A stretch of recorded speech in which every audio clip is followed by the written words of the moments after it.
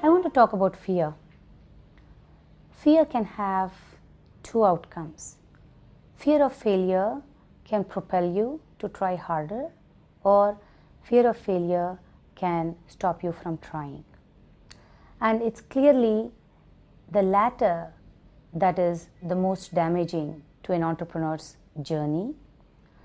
And in my journey as an entrepreneur, I had many moments of butterflies in my stomach, which I think is every entrepreneur's lot. However, where do you then find the strength to persist? I want to tell you two incidents which stand out in my mind. They were not pivotal to my business's success, but they are stories that I've shared with my children, and I hope they pass on to their children in their moment of fear.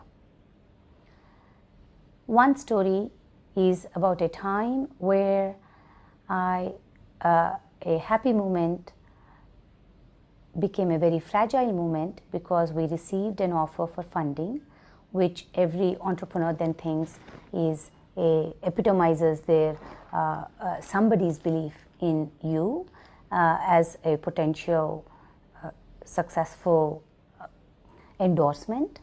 And I had literally gone to close out the papers and pick up the check. And I'll never forget that moment where I sat for an hour in the lobby and with no care or thought that I was there for any purpose other than to pick up this check. And this was a big relief because there was only 3 weeks of money left to run my business. And I had already been working very hard on my idea for 18 months. Well, when I finally walked into the office of this gentleman with whom I had spent enormous amount of time for over a period of 3 months, the papers that were in front of me were completely different from everything that we had talked and negotiated and signed even before. The conditionality was that since I had literally no money anyway, this is what I ought to take, which was utterly different from anything we had ever talked about. So at that moment where literally there was a gun to my head because otherwise in 3 weeks I had no more money to run my business, I thought about choices that we need to make in life. And at a moment where I should have been very afraid, I found strength and I said, I have to have the belief and the persistence and the power to make the right choice, right? And I walked away from there without which was completely unexpected because I think the other party didn't expect that reaction at all. After all, I was not even 30 years old. I had nothing to my pedigree to speak of or anything to indicate that if I didn't take this offer, others would be forthcoming, that too in a 3-week time period. But the story goes on. When you actually are afraid to face down the wolf, as they say, I think you can actually maybe make friends with the wolf. If not, you can at least escape without getting torn apart. So I walked out of that office without knowing what my life was going to be, but knowing that I would not do something that would kill my passion, kill my idea of fairness, and not allow me to work from my heart, which would have happened had I taken the offer that was put in front of me.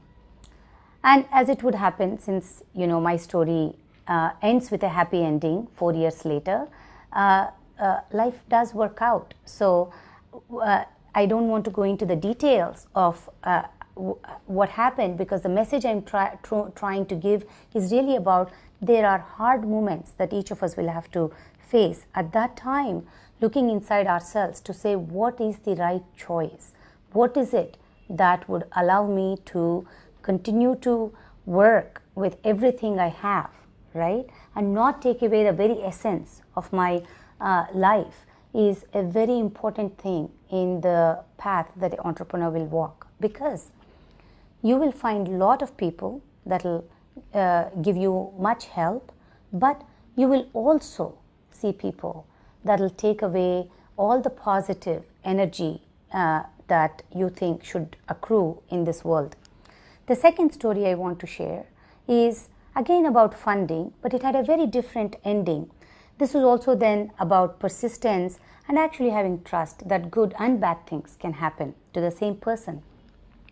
So this one happened a little while later, and it started with a conversation with a very well-known venture capitalist. At the end of an hour, I left, but I said, could I get 10 minutes from you to give me feedback?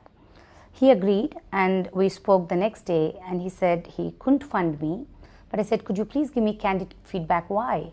And he said, I couldn't understand what you spoke. You spoke about a product. I don't know how that's a business. And there was more to it. But it was probably the most brutal, candid feedback that I got. It doesn't matter, I went home, locked myself in the bathroom and cried. But it really made me think through how I was being perceived by other people and find ways in which I could communicate, not as an engineer, but transform myself into a business person. And several months later, 8 months or so, that same firm and partner saw the progress we made and came back and gave us a very, very fair term sheet.